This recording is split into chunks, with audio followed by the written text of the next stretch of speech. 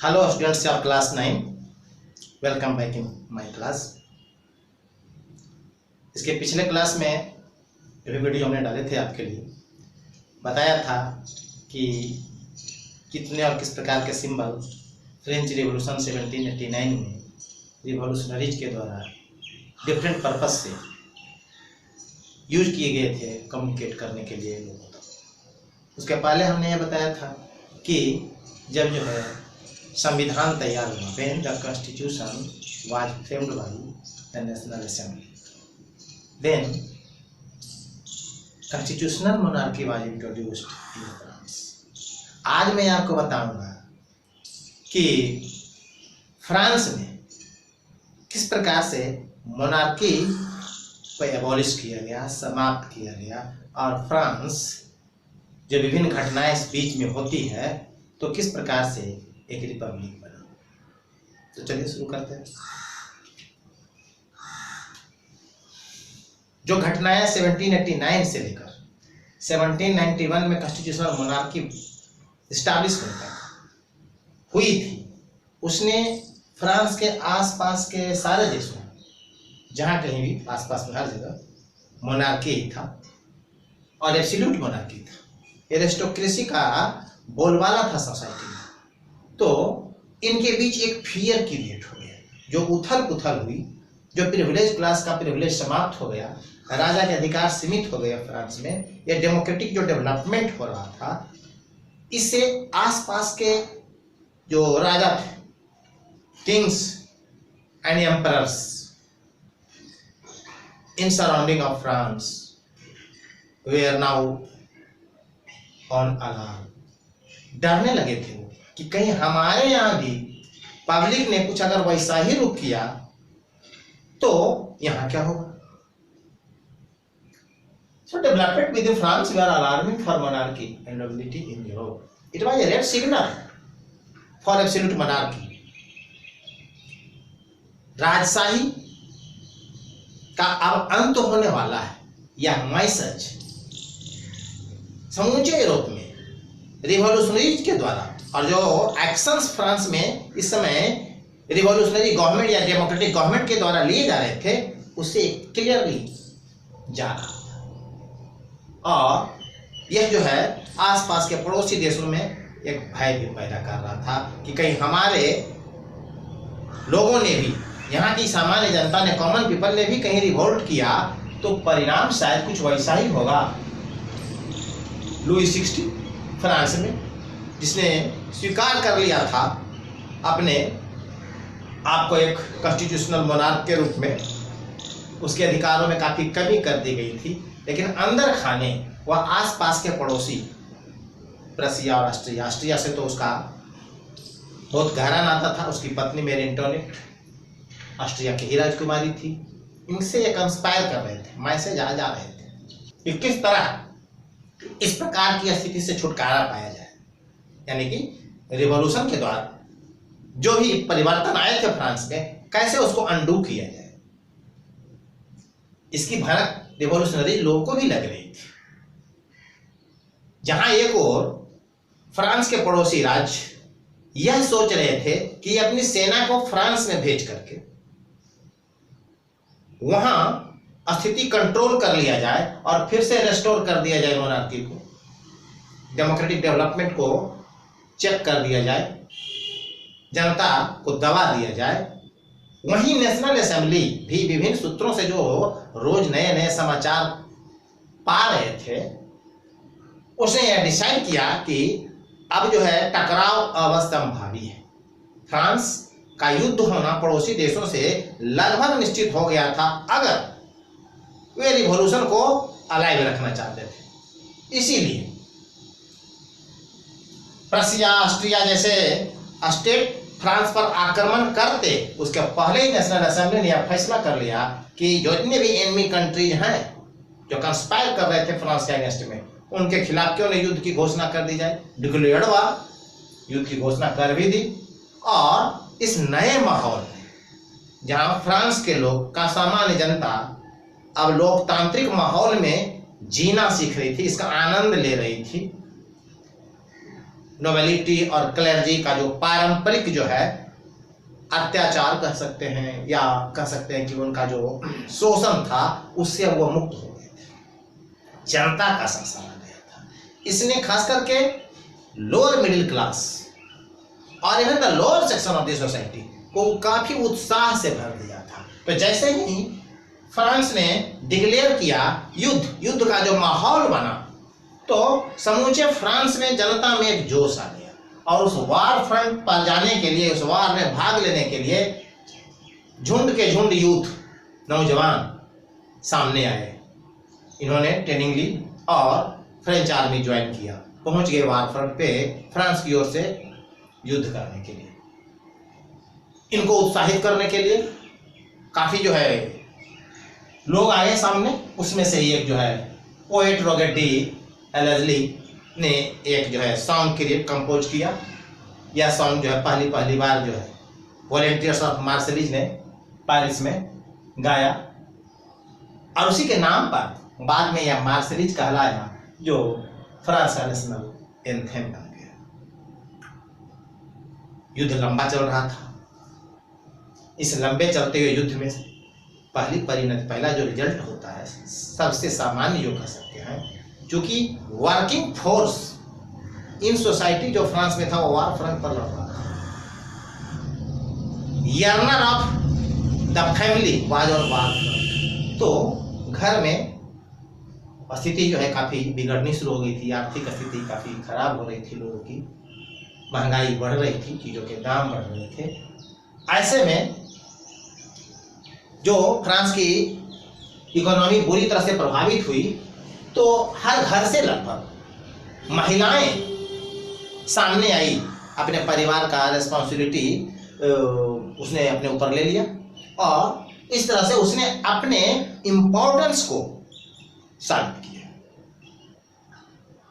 इस बीच ये जो अफरा तफरी का माहौल था, गर्मा गर्म वातावरण था फ्रांस में, तो ढेर सारे क्लब अस्तित्व में आए।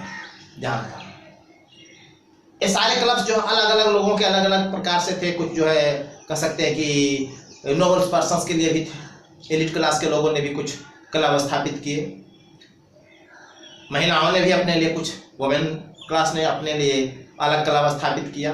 वे अपने अपने इंटरेस्टों की डेमोक्रेसी थी, उसमें सबको अपने बात कहने का अधिकार था। अधिक से अधिकार जो है उनको चाहिए थे, उनकी डिमांड थी लोगों की। वास्तव में ऐसी जो धारणा थी कि हमें और अधिकार मिलने चाहिए, तो हर एक ने क्लब बना लिया था अपना। और वहाँ जो है जनरल मैटर जो डिस्कस करते थे, वो देश विदेश की खबरें भी वहाँ आया करती थी, गवर्नमेंट का पॉलिसी प्रोग्राम और फ्यूचर में क्या किए जाने एक्शन और जो भी है उस पर गर्मा गर्म बहस होती थी। Debate and discussions they are going on the government plans, policies etcetera.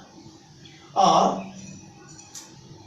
इस प्रकार का जो है ही एक जो क्लब था जिसमें most of the member lower middle class के थे, वो जैकोबिन क्लब के नाम से जाना गया।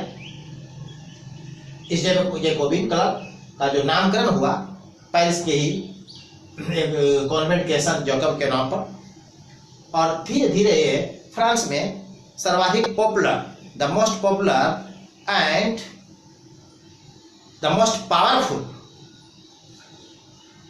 क्लब के रूप में सामने आया। इसी क्लब का जो लीडर था वो मैक्सिमिलियन रोबेस्पियर था, जो बाद में चलकर फ्रांस की सत्ता संभालता है। इस क्लब ने अपने आप को दूसरे क्लब वालों से डिस्टिंक्ट दिखाने के लिए, डिफरेंट दिखाने के लिए अलग से ड्रेस, एक अनोखा उस समय के हिसाब से ड्रेस अपनाया।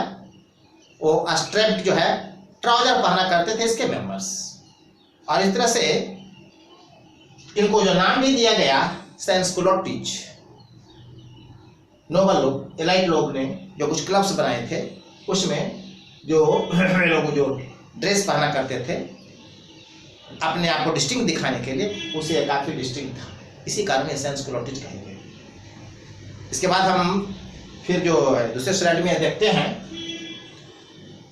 इस तरह हम देखते हैं कि चूंकि जैकोबिन क्लब के मेंबर सबसे ज्यादा लोअर मिडिल क्लास से बिलोंग करते थे, उनकी जो संख्या थी लोअर मिडिल क्लास से सर्वाधिक थी। और इस संख्या में और दूसरे जो सेक्शन थे सोसाइटी में फ्रांस के, उससे कहीं ज्यादा आउटनंबर थे। इसलिए धीरे धीरे इस क्लब के मेंबर की संख्या बढ़ती गई और संख्या बढ़ने के साथ ही बहुत अधिक लोगों के बीच जाने लगे, became the most popular and powerful. And एक ऐसे रिवॉल्यूशनरी क्लब में फ्रांस में स्थापित हो गई कि जिसके प्रभुत्व को, इन्फ्लुएंस को हर कहीं अब जो है महसूस किया जा रहा था। इस बीच कुछ घटना ऐसी घट गई फ्रांस में। हालांकि फ्रांस की सेना और दुश्मनों की सेना वार फ्रंट पे एक दूसरे के सामने थी। इस बीच राजा ने अपने रानी मैरी एंटोनियट के प्रभाव में फ्रांस से भाग जाने का फैसला किया। वो ऑस्ट्रिया जाना चाहती थी और वहां से फिर अपने पिता यानी कि किंग ऑफ ऑस्ट्रिया से सहायता लेकर वो फ्रांस में आकर चीजों को ठीक करना चाहती थी। ये दोनों पति पत्नी भागना तो चाहे, लेकिन जॉर्ज डेंटन ने इनको ऑस्ट्रिया और फ्रांस के बॉर्डर पर ही पकड़ लिया संयोगवश।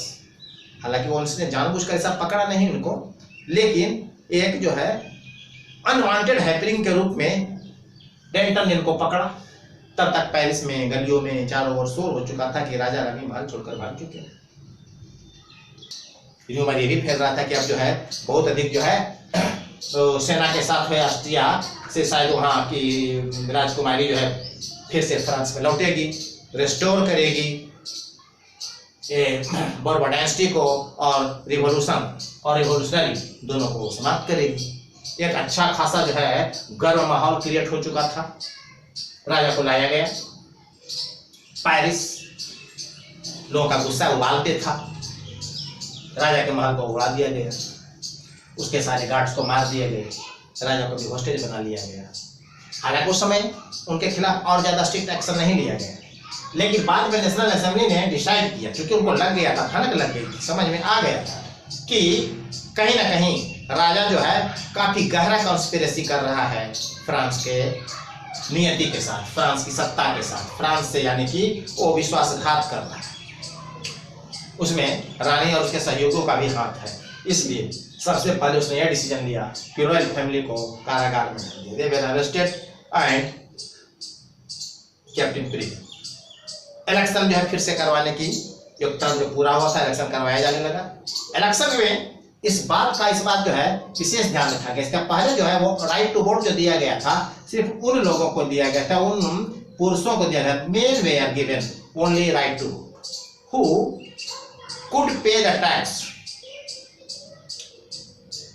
equal to the wage of 3 days of a labor।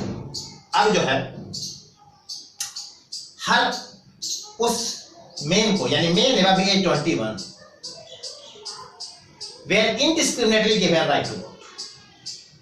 Wealth का जो एक आधार था एसेट और प्रॉपर्टी का उसको समाप्त कर दिया गया। नतीजा क्या हुआ कि जैकोबिन क्लब के जो मेंबर थे, चूंकि ये लोअर मिडिल क्लास से बिलोंग करते थे, रिवॉल्यूशनरी ग्रुप से बिलोंग करते थे, इलेक्शन में ये कंटेंडर खड़ा हुआ और सबसे अधिक संख्या में भी जीत के आ गए, यानी कि ये नेशनल असेंबली में सबसे अधिक संख्या में आ गए, पकड़ बन गई इनकी।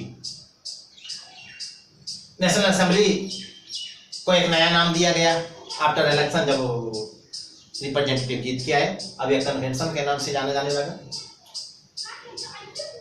सबसे इसके बाद जो इस कन्वेंशन ने जो फैसला दिया, जो फ्रांस की जो उस समय स्थिति थी उस पर विचार विमर्श किया और जो डिसीजन दिया ऑन 21 सितंबर 1792, ये अपने आप में हिस्टोरिक इस मायने में कि सदियों पुरानी जो मोनार्की थी वहां उसको सदा के लिए समाप्त कर दिया गया। Monarchy was abolished and France was now declared a republic, यानी कि हेड ऑफ अ स्टेट को अब चुना जाना था। ये जो है चुन के आना था, जन्म से ही राजा या किसी और कोई दूसरा व्यक्ति किसी दूसरे प्रकार से हेड ऑफ स्टेट नहीं बन सकता था। एक नई घटना थी, बहुत बड़ी घटना कह सकते हैं कि एक हिस्टोरिकल जो इवेंट था और इसके काफी जो है दूरगामी परिणाम हुए। इसके बाद नेशनल कन्वेंशन के आदेशानुसार राजा ने जो भी अपराध किया था, राजद्रोह किया था, राष्ट्रद्रोह किया था, उसके हिसाब से जो उस पर जो चार्जेज लगे, ट्रायल किया गया और इस राष्ट्रद्रोह के अपराध में देश के प्रति जो है उसने जो विश्वासघात किया था, उसके अपराध में राजा को फांसी की सजा दी गई, उसको एग्जीक्यूट कर दिया गया पब्लिक के बीच में, लोगों के सामने, इन पब्लिक ऑन 21 जनवरी 1790।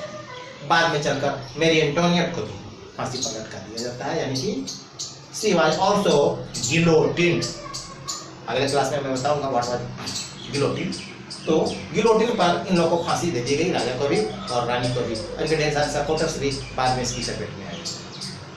इस तरह से आज आपके सामने मैंने प्रस्तुत किया कि किस तरह फ्रांस में मोनार्की को समाप्त किया गया और फ्रांस एक रिपब्लिक के रूप में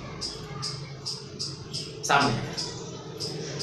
अब अगले क्लास में फिर इसके दूसरे एस्पेक्ट्स को लेकर मैं आपके बीच आऊँगा। आप इतना ही, तब तक आप इंतजार करें। Thank you.